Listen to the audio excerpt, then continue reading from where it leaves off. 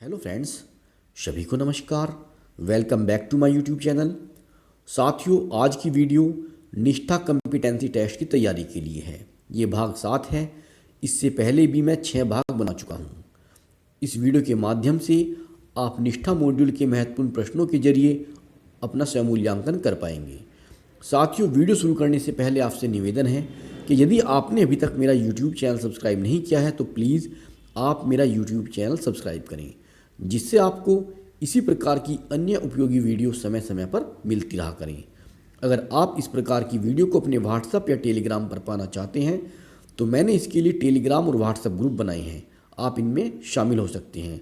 Group का link आपको video के डिस्क्रिप्शन बॉक्स में मिल जाएगा। शुरू करते हैं आज की वीडियो और करते हैं अपना स्वमूल्यांकन। पहला क्वेश्चन है, राजतंत्रात्मक शासन की प्रणाली में कौन निर्णय लेता है और सरकार चलाता है? पहला क्वेश्चन है राजा या रानी। दूसरा ऑप्शन राष्ट्रपति, ऑप्शन 3 प्रधानमंत्री, ऑप्शन नंबर 4 मुख्यमंत्री या फिर अदर। तो साथियों, राजतंत्रात्मक शासन की प्रणाली में राजा या रानी निर्णय लेते हैं और वही सरकार चलाते हैं। अगला प्रश्न, सामाजिक विज्ञान सामाजिक अध्ययन वर्ग में मॉक संसद का संचालन करने का मुख्य कारण क्या है? ऑप्शन 1 कक्षा में छात्रों के व्यवहार का आकलन करने के लिए। दूसरा है राजनीति विज्ञान की अवधारणाओं को याद रखना। ऑप्शन 3 राजनीतिक संस्थाओं के कामकाज की कुछ समझ विकसित करना। ऑप्शन नंबर 4 स्कूल के लिए धन जुटाने के लिए।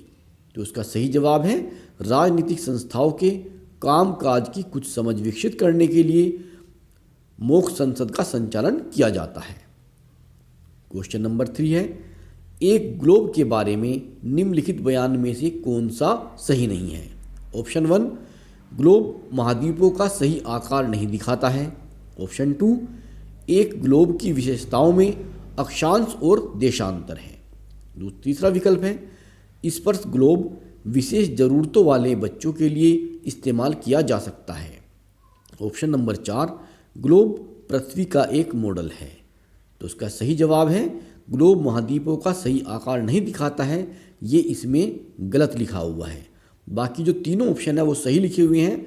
हमें ये बताना है कि इनमें कौन सा कथन सही नहीं है। तो ग्लोब महाद्वीपों का सही आकार दिखाता है, जबकि इसमें लिखा है ग्लोब महाद्वीपों का सही आकार नहीं दिखाता है। तो इसलिए यही कथन इसमें गलत है, जो सही नहीं है। अगला क्वेश्चन है 23.5 डिग्री दक्षिणी अक्षांश के रूप में जाना जाता है। ऑप्शन 1 कर्क रेखा, ऑप्शन 2 मकर रेखा, ऑप्शन 3 भूमध्य रेखा, ऑप्शन नंबर 4 मानक मध्याह्न रेखा। तो इसका सही जवाब है ऑप्शन 2 मकर रेखा। अगला प्रश्न, निम्नलिखित में से कौन सा कथन सही है? ऑप्शन 1 देशांतर की सभी रेखाएं लंबाई में भिन्न होती हैं। ऑप्शन 2 देशांतर रेखाओं को समानांतर रेखाएं भी कहा जाता है। ऑप्शन 3 अक्षांश रेखाओं को मेरिडियन कहा जाता है। ऑप्शन 4 अक्षांशों की सभी रेखाएं भूमध्य रेखा से छोटी होती हैं। तो साथियों, इसमें सही विकल्प है ऑप्शन नंबर 4 अक्षांशों की सभी रेखाएं भूमध्य रेखा से छोटी होती हैं। अगला प्रश्न, सही जोड़ी बनाएं। तो साथियों, यहाँ पर कॉलम ए और कॉलम बी दिखाई दे रहे हैं। कॉलम ए में पांडुलिपियाँ लिखा है। पांडुलिपि के सामने लिखा है कि चीज़ें जो जमीन से खोदकर निकाली जाती हैं। फिर है शिलालेख निकाली गई या जमीन पर स्थित। शिलालेख के सामने लिखा है अतीत से संबंधित इमारतें या जमीन से खोदकर निकाली गई या जमीन पर स्थित। ये शिलालेख के विषय में लिखा है। फिर लिखा है सी स्मारक, इसके सामने लिखा है हस्तलिखित प्राचीन पुस्तकें।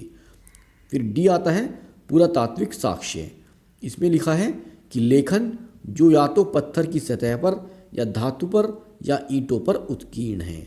तो इनका सही मिलान करना है, जो कि इस प्रकार है। हम पांडुलिपियाँ को मिलाएंगे हस्तलिखित प्राचीन पुस्तकें से, और जो शिलालेख लिखा है शिलालेख को मिलाएंगे लेखन जो या तो पत्थर की सतह पर या धातु पर ईंटों पर उत्कीर्ण है। बी को मिलाएंगे 4 से। सी स्मारक को मिलाएंगे 2 से, जहाँ लिखा है अतीत से संबंधित इमारतें या तो जमीन से खोदकर निकाली गई या जमीन पर स्थित। फिर आता है डी, पुरातात्विक साक्ष्य, इसको मिलाएंगे वन से, चीज़ें जो जमीन से खोदकर निकाली जाती हैं। तो इसलिए इसका सही जवाब है ऑप्शन नंबर, ये जो लिखा है ना A3B4 C2D1, ऑप्शन नंबर 1 इसका सही जवाब है। अगला क्वेश्चन है साहित्यिक स्रोत हैं। ऑप्शन 1 पत्थर के औजार, मिट्टी के बर्तन, जले हुए अनाज। दूसरा है इमारतों, गड्ढे में घर, सिक्का। तीसरा है महाकाल, ये गलत लिखा है, यहाँ पर महाकाव्य आना है, महाकाव्य, पुराण, स्मृति। नंबर 4 पर है ग्लोब, नक्शे और जानवरों की हड्डियाँ। तो इसमें सही जवाब होगा महाकाल, नंबर 3 पर जो है महाकाव्य, पुराण और स्मृति, इसका सही जवाब है। अगला प्रश्न, विभिन्न आजीविकाओं के बारे में पढ़ाते समय निम्नलिखित में से कौन सी विधि सबसे उपयुक्त होगी? ऑप्शन 1 व्याख्यान विधि का उपयोग करना।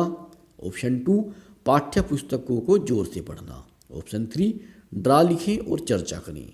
ऑप्शन नंबर 4 बहस का आयोजन। सही जवाब है ऑप्शन नंबर 3 ड्रा लिखें और चर्चा करें। अगला प्रश्न, कौन सी विधि शिक्षार्थी के द्वारा इस सीखने के प्रतिफल की योग्यता को प्राप्त करने के लिए सबसे सटीक होगी? जांच करने की क्या लोगों के पास जीविका कमाने के समान अवसर हैं? ऑप्शन 1 व्याख्यान विधि का उपयोग करना। ऑप्शन 2 पूरा करने हेतु दिया गया कार्य।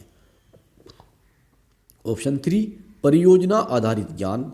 ऑप्शन 4 केवल पाठ्य पुस्तकों से पढ़ना। तो इसका सही जवाब है ऑप्शन नंबर 3 परियोजना आधारित ज्ञान।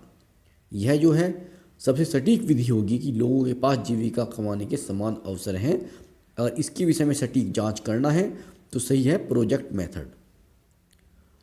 नेक्स्ट क्वेश्चन है सामाजिक विज्ञान का पठन पाठन बढ़ावा देता है। ऑप्शन नंबर 1 उच्च स्तर पर इन विषयों का अध्ययन। दूसरा है सामाजिक और राजनीतिक मुद्दों पर सरकार के नज़रिए का। ऑप्शन नंबर 3 स्वतंत्रता, विश्वास और विविधता के लिए सम्मान जैसे मानवीय मूल्य। ऑप्शन नंबर 4 पाठ्य पुस्तक में व्यक्त किए गए विचारों को जानने और उनका पालन करने की क्षमता। तो इसका सही जवाब है विकल्प नंबर 3 सामाजिक विज्ञान का पठन पाठन स्वतंत्रता, विश्वास और विविधता के लिए सम्मान जैसे मानवीय मूल्यों को बढ़ावा देता है। तो साथियों, ये थे कुछ प्रश्न जो निष्ठा मॉड्यूल से संबंधित हैं। आशा करता हूँ वीडियो आपको पसंद आएगा। अगर आपको वीडियो पसंद आता है तो इसे लाइक करें और अपने अन्य मित्रों को भी शेयर करें। इस वीडियो में इतना ही, मिलते हैं आपसे बहुत जल्द अगली वीडियो में। तब तक के लिए नमस्ते, हैव ए नाइस डे।